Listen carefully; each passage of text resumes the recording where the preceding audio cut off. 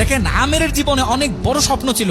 সে হজ করতে যাবে, সে কাবাগর তাওয়াফ করবে, এটা তার স্বপ্ন ছিল। এবং গত পরশুদিনই তার হজের ফ্লাইট ছিল। সে যখন এয়ারপোর্টে আসলো, পাসপোর্টে নিরাপত্তা জনিত কিছু সমস্যার কারণে তাকে একটু দাঁড় করিয়ে রাখা হলো। সমস্যার সমাধান যখন হলো, তাকে যখন ছেড়ে দেওয়া হলো, তখন আসলে অনেক দেরি হয়ে গেছে। কারণ আমেরের সাথে অন্যান্য যে হজ যাত্রী, তারা এতক্ষণে বিমানে উঠে গেছে এবং বিমানের দরজা ভিতর থেকে বন্ধ করে দেওয়া হয়েছে। তখন সেই এয়ারপোর্টের অফিসাররা সেই পাইলটের সাথে কথা বললো, পাইলটের সাথে যোগাযোগ করলো, পাইলটকে বলল যে দেখেন, একজন হজ যাত্রী নিরাপত্তা জনিত কিছু সমস্যার কারণে বিমানে উঠতে একটু দেরি হয়ে গেছে, তাকে একটু বিমানে উঠিয়ে নেন। সে বিমানে উঠতে পারে নাই।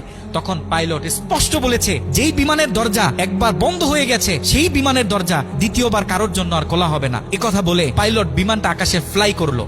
সেই অফিসাররা তখন আমেরকে বুঝাইতেছে, দেখো বিমান তো চলে গেছে, তুমি আর যেতে পারবে না, তুমি বাড়িতে চলে যাও, নেক্সট টাইমে তুমি হজে যাওয়ার জন্য ট্রাই করো। তখন সে আমাদের মুসলিম ভাই, সে হজ যাত্রী, সে কি বলেছে জানেন? সে বলেছে, আমি আমার রবের উপর পরিপূর্ণ তাকওয়া রাখলাম, আমি আমার রবের উপর পরিপূর্ণ আস্থা রাখলাম, আমি হজ করেই বাড়িতে ফিরবো, হজ না করে আমি বাড়িতে ফিরবো না।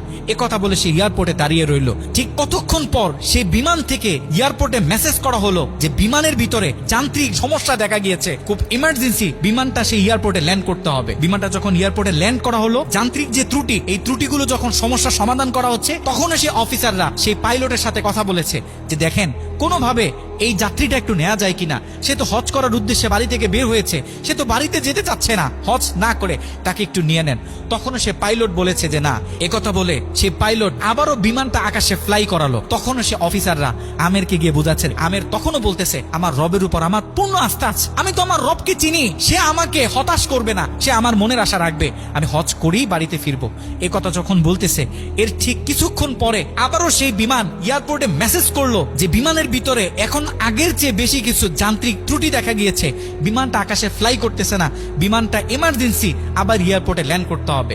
বিমানটা যখন এয়ারপোর্টে ল্যান্ড করলো, তখন সে পাইলট নিজে বিমান থেকে নেমে সে অফিসারদেরকে বলতেছে, সেই হজ যাত্রী কই, যাকে ছাড়া আমরা মক্কার উদ্দেশ্যে রওনা দিলাম, তাকে আমার হাতে তুলে দেন। আমি যতটুকু বুঝতেছি, তাকে ছাড়া এই বিমান যতবারই আমরা আকাশে ফ্লাই করব, মক্কার উদ্দেশ্যে রওনা হব, আমার মনে হয় না যে এই বিমান স্বাভাবিকভাবে মক্কাতে গিয়ে পৌঁছাবে। তখন সে পাইলট সে আমেরের হাত ধরে নিজে নিয়ে সে বিমানের ভিতরে বসিয়ে দিল। দেখেন, আল্লাহ পাক তো স্পষ্ট বলতেছে, ওয়ামাই ইয়াতাওয়াক্কাল আলাল্লাহি ফাহুয়া হাসবুহ, যে আমি আল্লাহর উপর তাওয়াক্কুল করবে, তার জন্য আমি যথেষ্ট, যত বড় বিপদ হোক। যখন আপনি আল্লাহর উপর তাওয়াক্কুল করবেন, তখন আল্লাহ পাকের পক্ষ থেকে আপনার উপর যে বারাকা, যে ব্লেসিং গুলো আছে, এগুলো তখন আল্লাহ পাক বাড়িয়ে দিবে।